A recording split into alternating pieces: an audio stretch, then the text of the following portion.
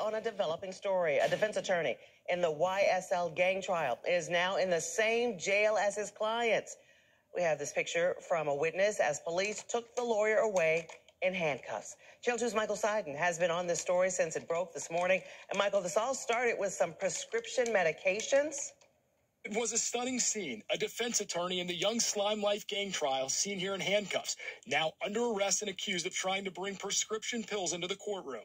Anastasios Menendez, seen here with his client Miles Farley, who is one of more than a dozen defendants charged in the sweeping gang case against hip-hop superstar Young Thug and his alleged associates, is also facing additional charges, including simple battery on a law enforcement officer, after investigators say he threw his cell phone at a captain.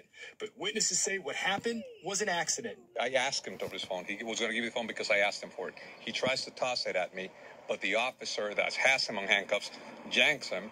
So as he tosses the phone, instead of it going my way, he goes to the officer that's standing to my right, and he taps her on the shoulder. It was an accident. Chada Jimenez, a former prosecutor turned criminal defense attorney, says he was stunned to see the increased security measures outside the courtroom. Whatever they claim they found, they could have just walked him to the back. There's no reason to cuff him. He's an attorney. He's not a flight risk.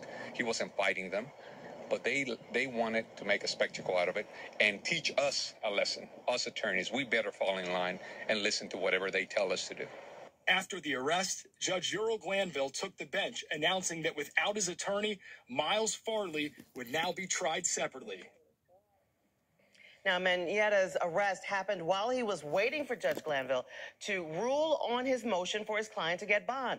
Now, this case has been severed. It's unclear what will happen next. We have more details on it right now. It's been 3 months since jury selection started. Not a single juror has been seated.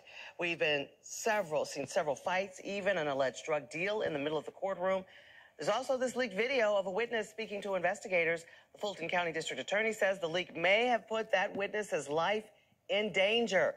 It isn't just suspects. A judge forced one potential juror to write a 30-page essay when she didn't show up for jury duty. And some lawyers just asked to be taken off the case last week, saying they aren't being paid enough for such a long trial. Mr. Johnson, how are we doing on that paper?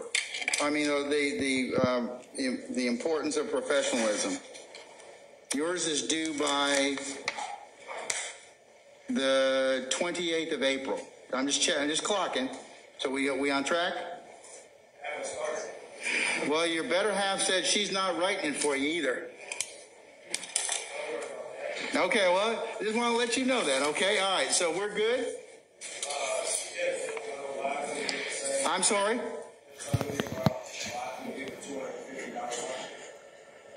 Because that wasn't offered to you.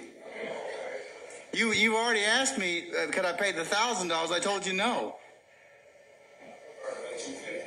Well, I know you would, but that's not what's on the table.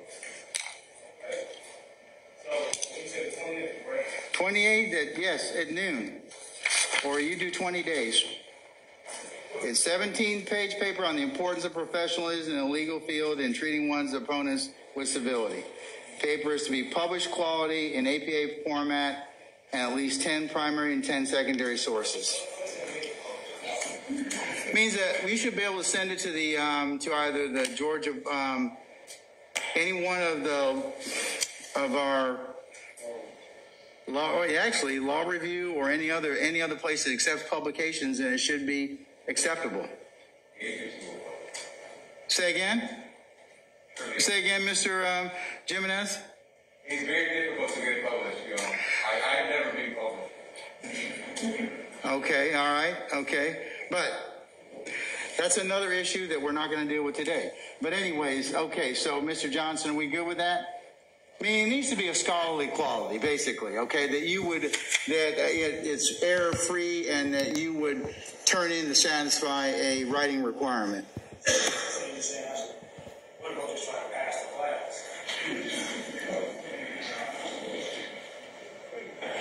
That's not what the order says, sir.